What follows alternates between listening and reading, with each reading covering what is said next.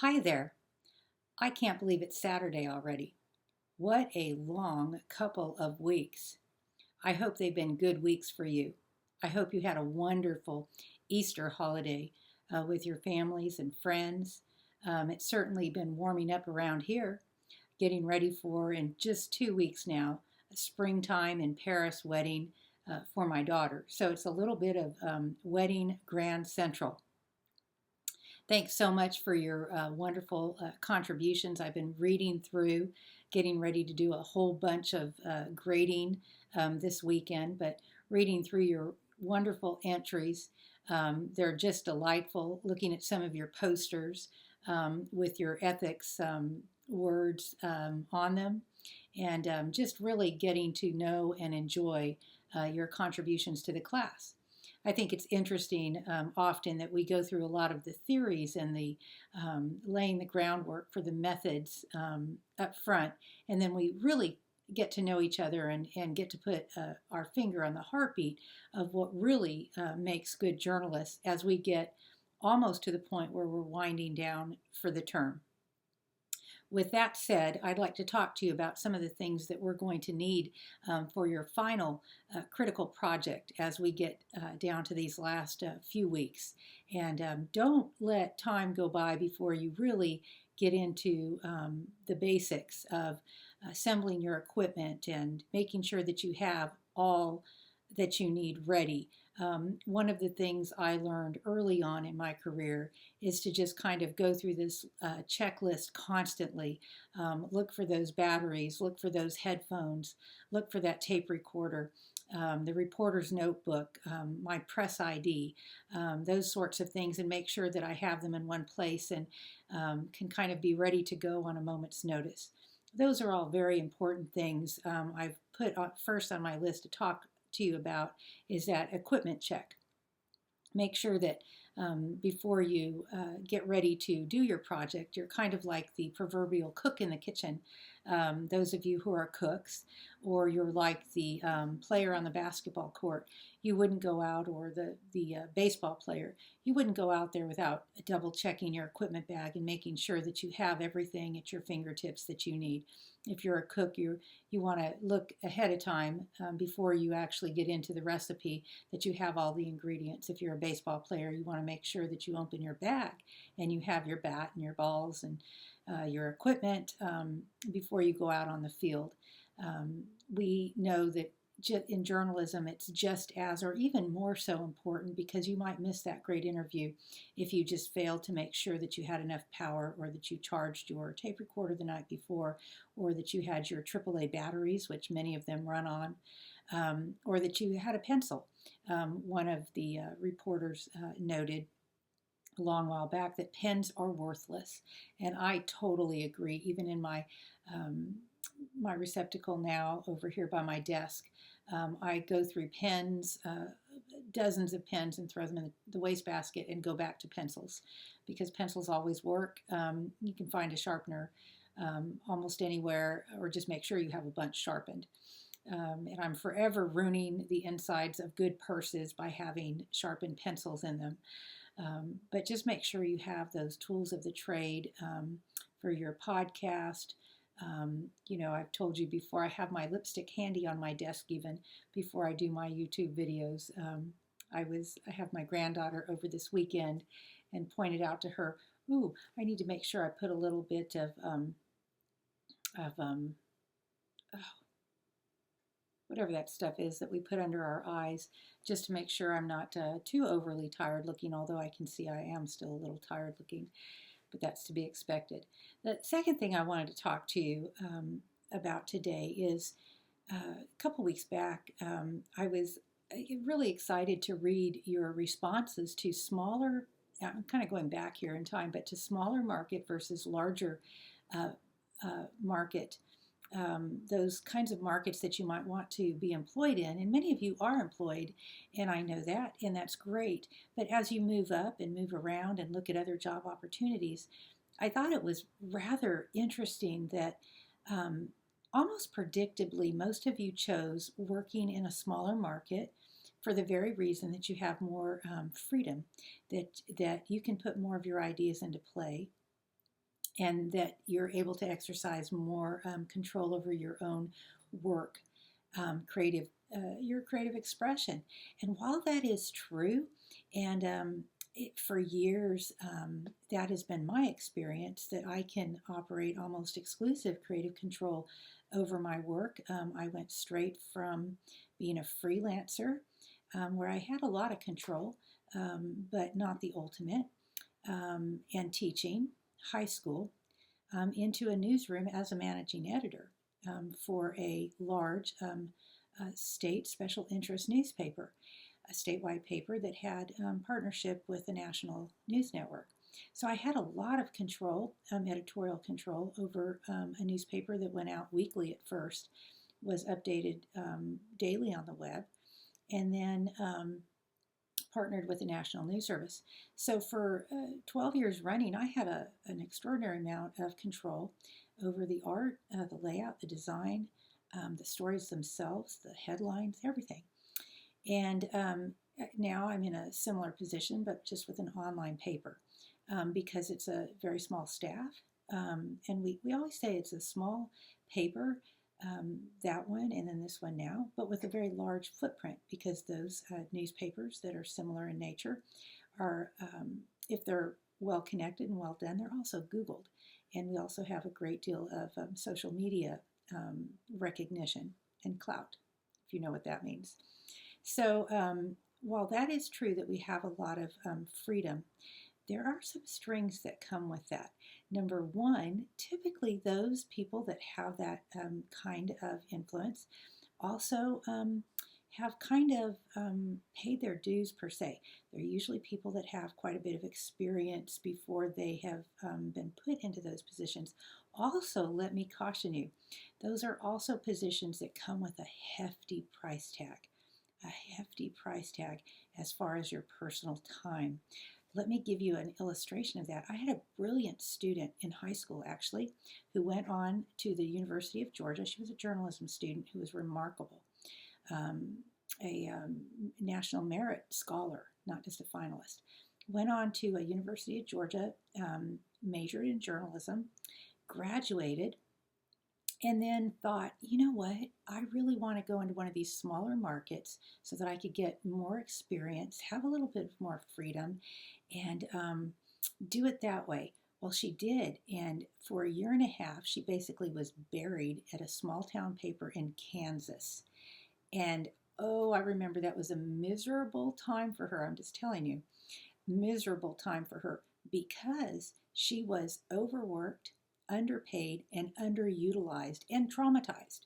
I remember she called me the first time she went out on a murder scene, and the photographer had been rude, crude. He was very mature, and he decided to make light of the murder and take very graphic pictures, joke about it, and then send her pictures to look at that were highly inappropriate, that they would not be publishing anyway. And to try to erase that from her mind was just, it was devastating for her. She was a 22-year-old woman at the time. She had graduated high school early and college, and it was just a pretty devastating time for her. Well, she transferred over to a larger paper in Arkansas and had a really good run of it for another couple of years. She didn't stay more than 2 years. And then she was snatched up by a wonderful PR firm out of Washington, D.C., where she has stayed and had all kinds of opportunities. She has flourished and been offered advancements in her career and so forth. But it was very tough at that small paper, and so there's a cost that comes with it. She was highly qualified, highly skilled. There was no question that she could do it. The point was, did she want to do it, and did she want to put out her time like that and take that responsibility? Oftentimes, people don't think at a small town paper you may be the one who's also covering anything from death and dying to births, to wonderful feature stories, to political stories, to the police beat. You may just be utilized in a number of ways. And if you are it, you are the person, and you are the good writer, and you're the top-notch person. And you may be even utilized as a photographer and a videographer as well. So think about that when you're thinking about the markets. At a larger paper, you may be able to define a more specialized skill. You may not get paid as much, but you may be able to broaden your experience and network in a way that you might not get at a smaller paper, although the reverse might also be true. You can build your repertoire at at a smaller paper in a different kind of a way. There's a great inspirational writer out there, Karen, all of a sudden her name, Karen Kingsbury, who actually started out at the LA Times. She started out at the LA Times. I believe that's the paper she either started out at or ended up at. No, I think she started at the LA Times and then went on to a couple of smaller papers and then became one of the greatest, she still is, most effective, inspirational writers of our time, Karen Kingsbury. So I interviewed her a couple years ago. It was a fascinating interview. She's a fellow native Californian. So anyway, so just a couple things about larger versus smaller markets. Now we're going to move on to news judgment. And boy, if there is a time to discuss news judgment, it's always a good time to discuss news judgment. But right now, our media is very interesting. Part of that is because it's kind of media on steroids is prompted by the internet. Internet is kind of like walking into a library or a grocery store. You really don't know what you get. And if you're not really savvy, people refer to commentaries as articles. They look at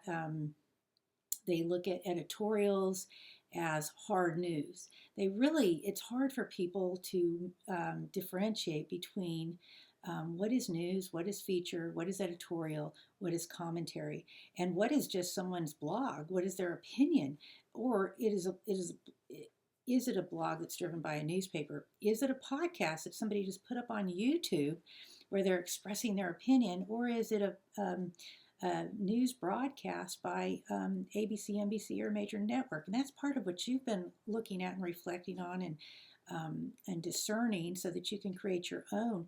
But it also drives public opinion, and it kind of gives people the impression that they're informed, and it is all over the place. We've got broadcasts by major networks where people are giving out information that is absolutely suspect.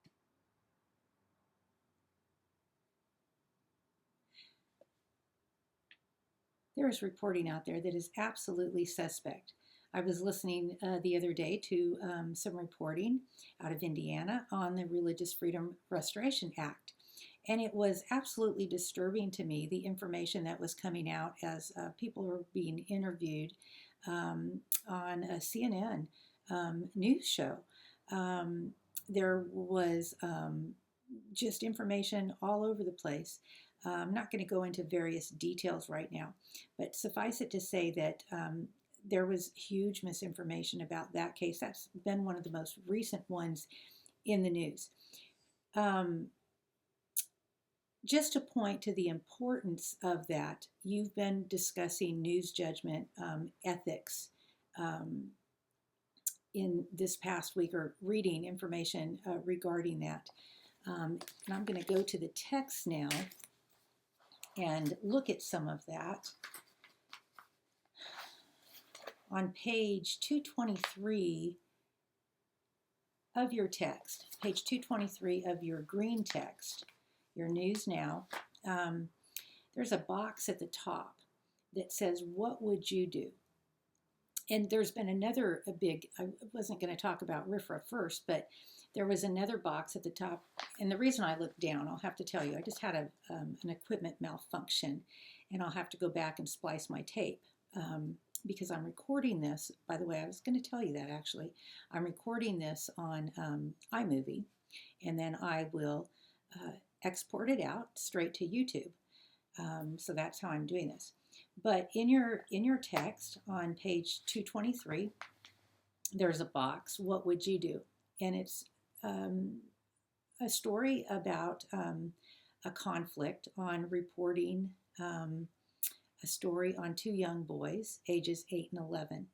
Now, um, I think this story illustrates a very important ethical dilemma. But there's been one that's been recently in the news that's been handled very interestingly. Rolling Stone reported a while back that University of Virginia fraternity had been involved in the gang rape of women. Now, it's very interesting that down the road, after all of the major networks had reported on this, and it had been the fraternity had been closed down, the school had been widely trashed for their policies and not preventing this, that Rolling Stone has now retracted their story. And after Columbia University had been asked to investigate, School of Journalism had been asked to investigate and report their findings on how this story could have been reported, Rolling Stone came back and basically said, it's not like I think we need to overhaul our process, and I don't think we need to necessarily institute a lot of new ways of doing things. Well, that comment by Rolling Stone editor absolutely inflamed a Fox News commentator. He's one that's familiar to your school and has spoken there, Todd Starnes. Now, understand, this is a comment made by a commentator. Todd Starnes is a Fox News commentator. He also writes news, but in his news stories, he's careful to cite sources and quote people, state facts. Now, he also states facts in his commentaries, but in his commentaries, he also adds opinion. This entire chapter dealing with code of ethics, core principles, also talks about, because it's very important when you're talking about ethics, that you also note the difference between commentators, between straight factual news stories, and opinion. It's very important to note that difference. We can walk into a grocery store and say, I like red apples better than green. Well, we're stating our opinion. If we say red apples are better than green, well, we better have some factual evidence to back that up. But we can say, as a comment, we can offer our opinion. Right now, we're getting journalists get really wrapped up over the fact that commentators should be held to the same standard as straight up news journalists and broadcasters who should be reporting the facts. So we need to remember, don't get too caught up in that. Just remember, when you're reporting a straight news broadcast, you're not to act as a commentator. You're to report straight news when you're doing a straight news broadcast. So define what it is that you're actually doing. Are you doing a straight up news broadcast, or are you acting as a commentator? Now, your assignment says that you're going to be writing the broadcast or your podcast on a newsworthy topic. So you're going to be writing on a newsworthy topic. So that's important that you remember that. So make sure that you check out your rubric at the end of, I believe it's week 8. That rubric covers all of what's required for your critical project. So make sure you check that out. I wanted to point out that on page 225 at the bottom of the page, this is an interesting illustration that goes along with what we were just talking about in relation to broadcasts and stories by different cable networks, maybe versus major news networks, although sometimes I really find it hard to know the difference. The Great American Discussion, the cartoons at the bottom show Fox News, MSNBC, and CNN, and maybe some of the different viewpoints. But note at the bottom, this is really important, and I think we really need to remember this. For those of you who'll say, I really like Fox, or I really like CNN, or there's nothing worth seeing on MSNBC. Remember this. Look at the note at the bottom. A cartoonist pokes fun at the extreme viewpoints sometimes seen on cable TV news channels. I watch Fox. I also watch CNN. I also watch MSNBC. There are extremes on almost every network. The point is, are you going to be bright enough? Are you going to be informed enough to know what those extremes are? Or are you going to have a blanket kind of a trust that doesn't ask the questions, that doesn't look up the information yourself? I hope not. I hope not. Because especially as one who is training to be a journalist, or even communicating correct information, or even just being a consumer of the information, you need to be able to look at the primary sources. Don't just trust the news outlet. Go deeper. Look at the primary sources. Google allows us to do that. Search engines allow us to do that.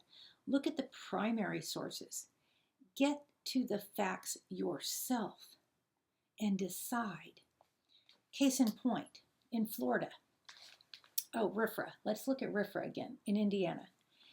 In Indiana, the Religious Freedom Restoration Act, based off of a federal law that Clinton actually approved, does it ban gay persons, gay, lesbians, gay, lesbian, bisexual, LGBT, from transgendered persons from getting into a cab, spending the night in a hotel? These were some of the things that I heard that were on the news. Can somebody put a sign up in their window saying, you cannot come into my restaurant if you are gay? Absolutely not. Okay? What it does, according to the facts, according to the actual bill itself, because you can go look up bill find in the legislature, because that's what you need to do. That's what you need to get accustomed to doing. Don't believe what the AP writer who first wrote the story said. That's what happened in the Shivo case. That's what happens in far too many cases. Look up the bill yourself. What it does is it creates a situation whereas if a person is using their creative powers, they're a book author that's asked to write a book, and they are asked by a homosexual, maybe, to write a story about their life. They, within their creative powers, can say, I have the ability to pick and choose no, your lifestyle is inconsistent with my convictions. It could be a person who has a nightclub, and they want them to write a story about their lifestyle within their nightclub, and and they say no, that's not the lifestyle I choose to write about. But they write books, or they're a photographer, and they don't want to go and be present at this event and take pictures of, say, somebody's 21st birthday where they're hanging out and doing all sorts of things. I don't know what they want to do on their 21st birthday, but they say, no, I'm not using my photographic skills to do this. And they're protected because they have convictions about that. They're protected from being sued because they simply said, no, I know this other guy that will do that for you. So, and it's based on their religious convictions. No, I consider that immoral. Well, okay. Do we have anything that protects people like that? Well, that's the point. Okay, so not to belabor that, you can get into that, you can agree, disagree, but that is the point, that those people can then, the court can look at that and say, okay, well, they can still try to take them to court. They can still try to sue them, but the court can look at that and say there are some protections for religious people that have religious convictions, to be able to not be sued for discrimination at that point, because basically they feel like they're being discriminated against by being sued for having their viewpoint. So, okay. So how is this being played out? Well, several states already have those protections in place. So it hits in Indiana, and now all of a sudden it's in the courts or in the legislature, and people are boycotting Indiana basketball, the Final Four. Oh, we're not going to bring our teams there because you guys are a bunch of bigots, and wow. So this is how headlines are playing out. Florida. Let's fast forward to Florida. Florida has an adoption law that's been on the books for 5 years that basically has been irrelevant because basically 5 years ago, a judge said that it's unconstitutional to not allow same-sex couples to adopt, although the Catholic Charities Southern Baptist in Florida, which is Florida Baptist Convention, operates more than 50% of the foster care and adoption agencies in Florida that children are being cared for at, which have their own rules and their own convictions. And so while DCF will allow same-sex couples to adopt, and they have, and put children in foster care in same-sex couples' homes, which they have, now by taking the language out and making it entirely legal, which is what the Senate has suggested, that will put those agencies in danger of being sued if a same-sex couple goes to them and says, we want to adopt, or we want children from your agency in foster care. So all that to say, headlined, those agencies came up with a Protection Act which would guard them, shield them, and say, look, we're taking care of all these children, have been doing it for over 100 years. Our Baptist people, our Catholic people are not going to go down. They're not going to be good with this.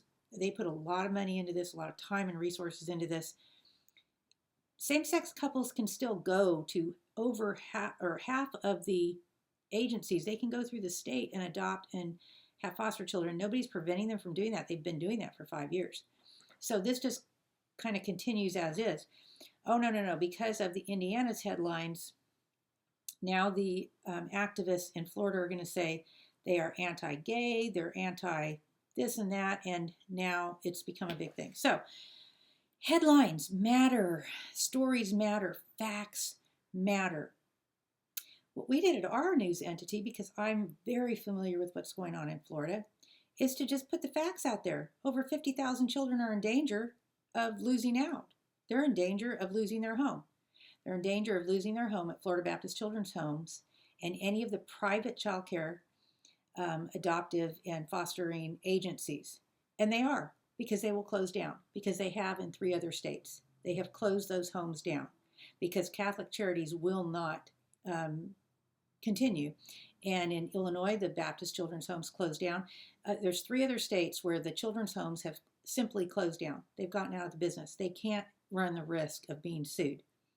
And so they've closed down. So that's the bottom line. So that's what our headlines have run, because that's the fact. The fact is, without this protection clause, they will close down. So that's the importance of getting the facts right, not giving into the hysteria, but looking at the background, talking to everyone, and getting the facts right. Listening to those cases, going online, finding, oh, well, is that hearing going to be online? Can I listen to that legislative session and hear the arguments on both sides? Well, yes, you can. And finding out what the facts and figures are, going to the key people, looking up the report, and finding out what the facts are. What is the bottom line? Not the hysteria, not the one adoptive, the same-sex couple who's actually standing there saying, we're not going to be able to do this. Not going to be able to means predicting in the future. Can you predict in the future? And he's standing there with 3 adopted children, so he has been able to adopt. I mean, okay, so this person has been able to adopt. He's standing there with 3 children, but he's predicting that he won't be able to in the future, but he has been able to, and he will continue to be able to adopt. But the fact of the matter is, these homes are in danger of closing down. Okay, huge difference in the headlines. AP has a huge control over those headlines because the first writers and the writers that will spin this story out for everyone is Associated Press. And from there, people pick up Associated Press because they're the ones that have the resources to be there. So they're spinning that influence all over the country. So all of that, the chapter on ethics, I cannot agree with more. And then remember, everything that you're driven by is going to come from within. The Word of God is sharper than any two-edged sword, convictionally. The Word of God is sharper than any two-edged sword. Truth, truth. What is it that you're getting at? Always getting at the truth.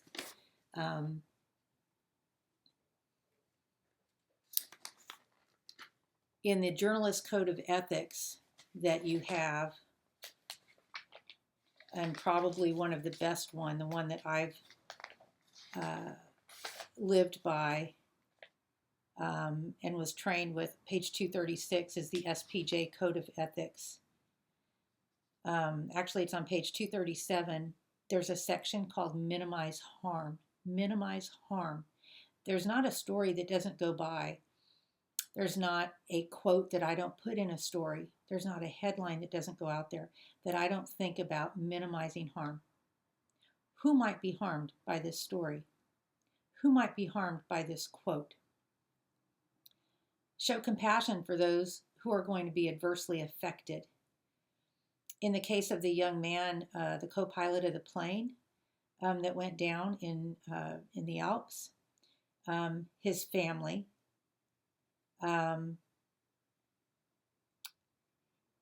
being sensitive when you interview people, especially children.